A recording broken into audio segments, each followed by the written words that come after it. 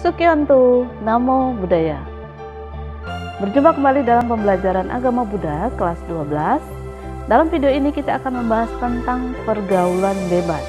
Apa itu pergaulan bebas, apa penyebabnya, dan apa akibatnya? Akan kita bahas dalam video kali ini. Setelah mempelajari materi ini, diharapkan kalian nanti dapat menganalisis pengetahuan tentang masalah-masalah sosial ditinjau dari agama Buddha. Selalu semangat belajar dan mari kita mulai.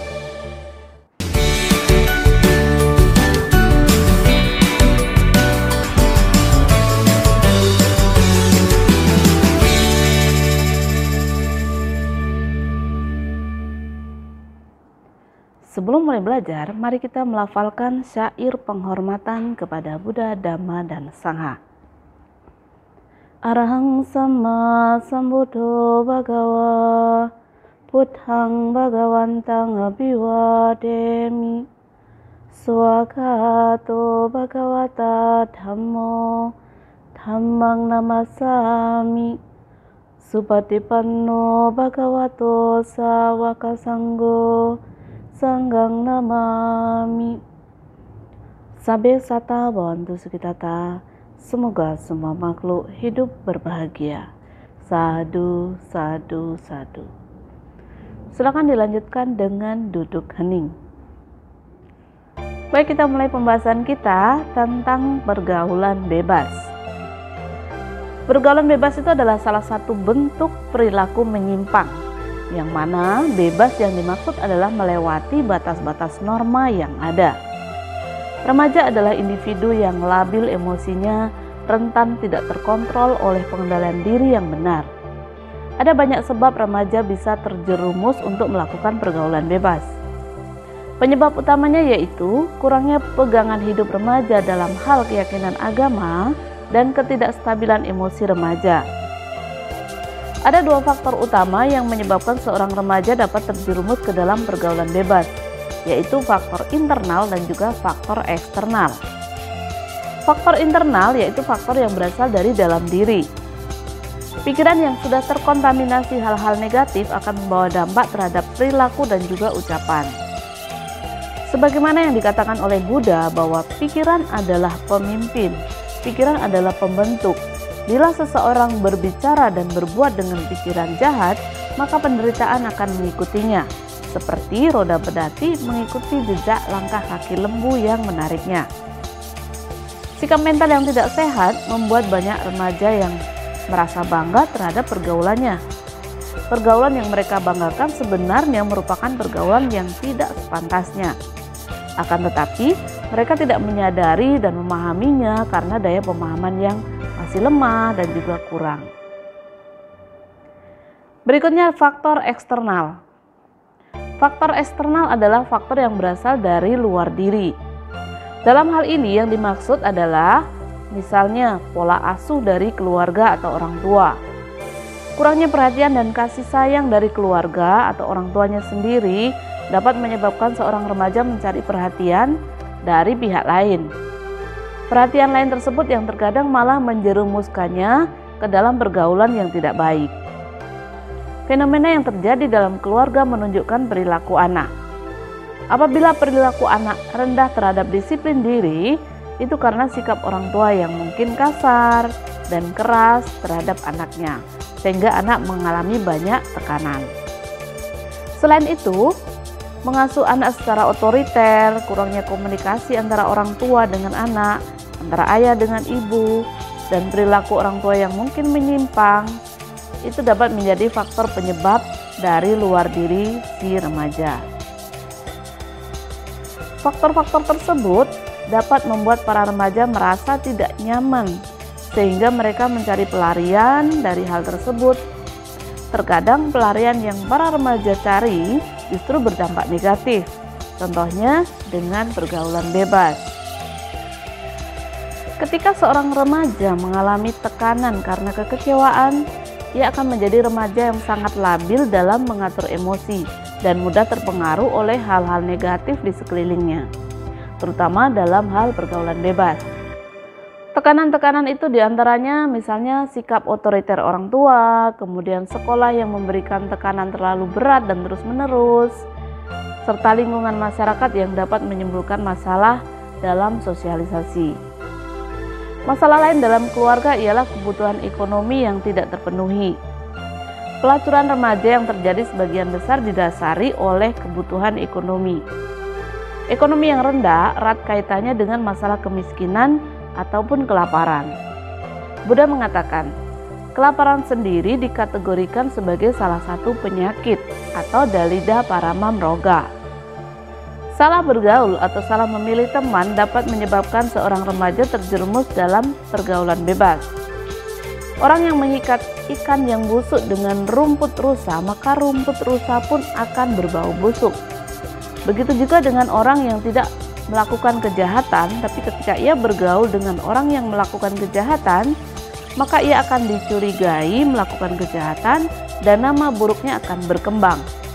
Sukapatthana Sutta.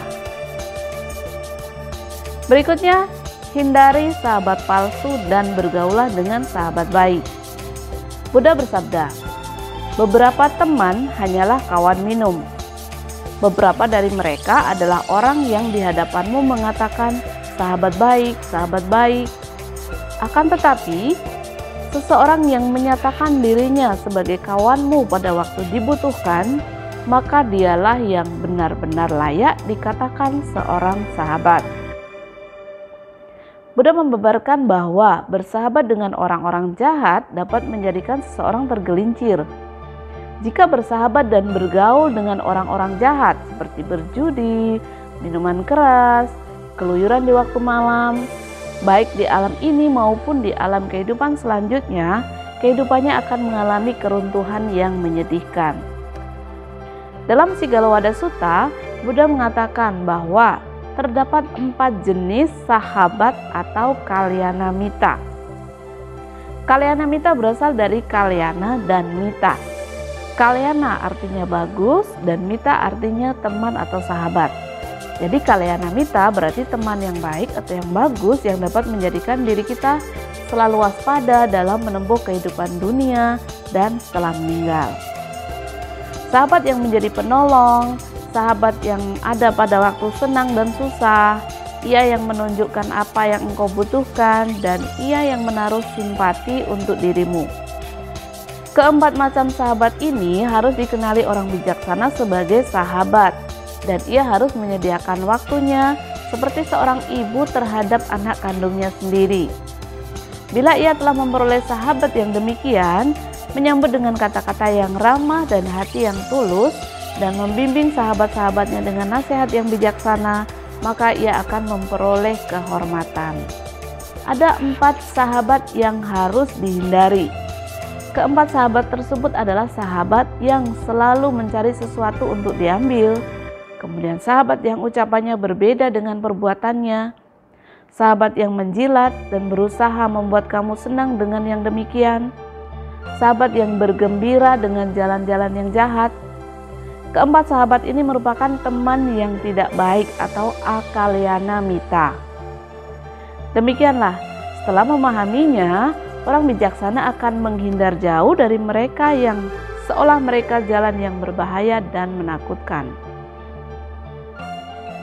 Dalam Sigala Sutta, Buddha juga menjelaskan bahwa bergaul dengan orang yang buruk normanya merupakan salah satu sebab yang membawa pada kemerosotan batin. Faktor lainnya ialah karena pengaruh lingkungan. Lingkungan dengan kebiasaan masyarakat setempat yang buruk akan membawa dampak buruk terhadap perkembangan anak. Hubungan dengan teman sebaya juga dapat mempengaruhi dirinya apakah akan melakukan kenakalan atau tidak. Penyalahgunaan teknologi juga dapat menjerumuskan anak melakukan berbagai perilaku yang menyimpang. Fenomena yang terjadi para remaja kebanyakan menggunakan fasilitas internet untuk membuka situs-situs yang tidak baik. Misalnya situs porno atau games yang mengandung grafis yang porno, kemudian games yang mengandung banyak kekerasan, itu dapat mempengaruhi pola pikir seorang remaja. Pikiran adalah pelopor. Jika pikiran banyak menerima stimulus-stimulus yang negatif dari luar dirinya, maka respon yang akan dikeluarkan juga akan bersifat negatif. Hal ini menciptakan remaja yang tidak sehat secara mental. Mental ataupun pikiran yang tidak sehat akan merambat ke perbuatan dan ucapan yang tidak baik pula. Menurut Mahaduka Kanda Sutta, akibat dari pikiran, ucapan, dan perbuatan duniawi setelah meninggal akan terlahir di alam kesengsaraan. Dalam Sigalowada Sutta juga Buddha menjelaskan bahwa orang yang memiliki kebiasaan berjudi ataupun mabuk-mabukan ialah kerugian secara harta, bertambah pertengkaran, tubuh mudah terserang penyakit, kehilangan sifat yang baik, terlihat tidak sopan, dan juga kecerdasan akan menurun. Itu akibat jika suka bermabuk-mabukan. Demikian yang akan terjadi pada seorang anak jika ia bergaul dengan teman yang sama ataupun tumbuh di lingkungan yang buruk. Berikut adalah beberapa perilaku menyimpang di kalangan remaja serta akibatnya. Yang pertama, melakukan hubungan seksual secara bebas dapat mengakibatkan kehamilan remaja di luar nikah yang akan beresiko. 1. Misalnya pengguguran kandungan atau aborsi, kemudian menimbulkan rasa malu dan putus asa. Kemudian akan terjadi mungkin pernikahan yang secara paksa dan juga resiko dari tertular penyakit. Yang kedua, penyalahgunaan narkoba dapat merusak kesehatan. Pergaulan bebas sangat identik dengan yang namanya dunia gemerlap atau dugem. Sudah bukan menjadi rahasia lagi bahwa di dalamnya marak sekali pemakaian narkoba yang pada akhirnya berdampak utama pada seks bebas yang berujung pada misalnya HIV atau AIDS. Akhirnya setelah terkena virus ini, kehidupan remaja akan menjadi sangat timpang dari segala segi, antara lain di bidang sosial, agama, dan juga kesehatan. Lalu bagaimana jalan keluarnya agar terhindar dari pergaulan bebas? Dalam kitab Dhammapada, sebagaimana hujan yang tak dapat menembus rumah yang beratap baik, maka demikian pula nafsu tak dapat masuk ke dalam pikiran yang jernih. Jika seorang remaja sejak dini dibekali dengan landasan moral yang baik dan dari remaja itu sendiri melatih pikiran dengan baik, maka kemungkinan ia akan terjerumus ke dalam pergaulan bebas sangatlah kecil. Agar dapat memiliki kehidupan yang bermoral, seseorang harus mengembangkan bentuk-bentuk pikiran yang baik. Bentuk-bentuk pikiran yang baik menjadi dasar moralitas, yaitu malu untuk berbuat jahat atau iri, dan takut terhadap akibat dari kejahatan atau ottappa. Menumbuh kembangkan perasaan malu dan takut melakukan perbuatan yang tidak baik ataupun berbagai bentuk kejahatan, inilah yang akan menjadi pengawas setia dalam diri setiap orang, khususnya para remaja. Selama 24 jam sehari, pengawas itu akan melaksanakan tugasnya. Kemanapun anak pergi, ia akan selalu dapat mengingat dan melaksanakan dua hal sederhana itu. Melalui praktek meditasi ketenangan atau samatha bhavana dan melatih meditasi dengan objek cinta kasih akan membuat batin kita menjadi tenang, mengembangkan bentuk-bentuk pikiran yang baik, dan disayangi oleh semua makhluk. Selain itu, dengan mengembangkan kewaspadaan atau sati sampajanya dan pola hidup berkesadaran, maka akan dapat menemukan diri sendiri. Jangan bergaul dengan orang jahat.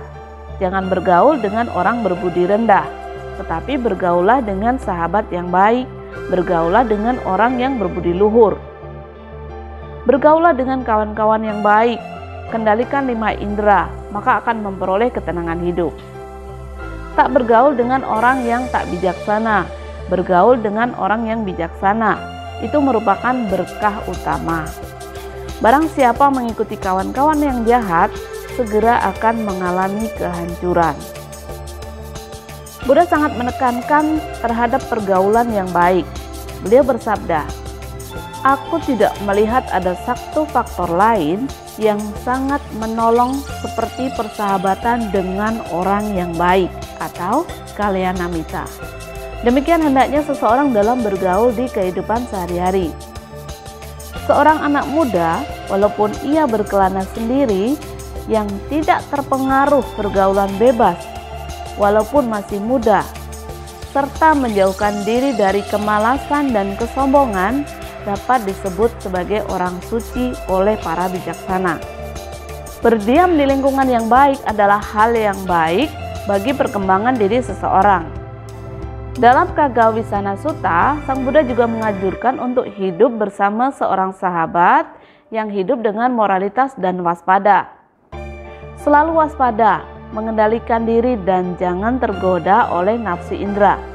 Bagai seorang gembala dengan tongkat mengawasi ternak-ternaknya, sehingga mereka tidak berkeliaran dan merusak tanaman orang lain. Mahaparinirvana Pachimo Wada Sutra. Demikianlah orang yang dapat mengendalikan dirinya. Sebagai generasi muda, hendaknya kita memikirkan masa depan.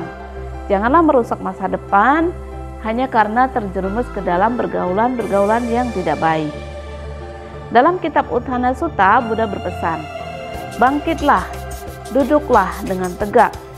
Jangan biarkan kesempatan emasmu berlalu.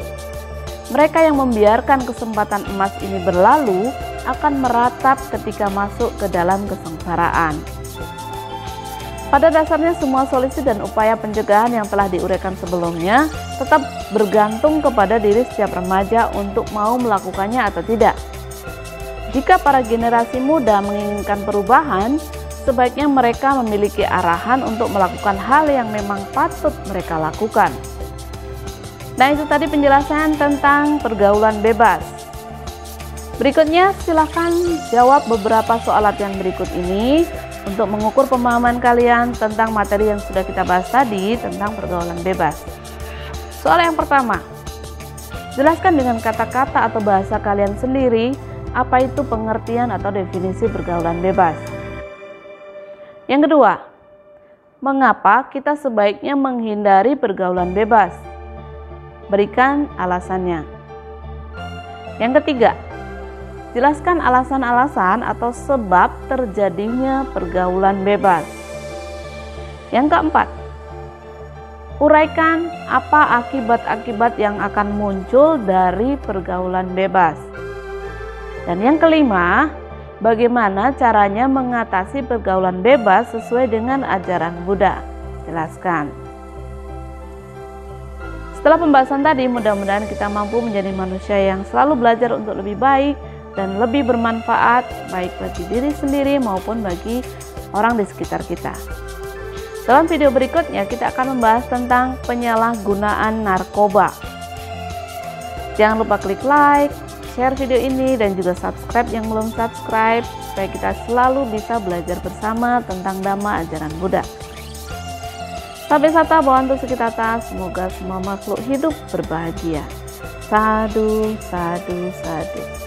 Sukihantu, Namo Buddhaya.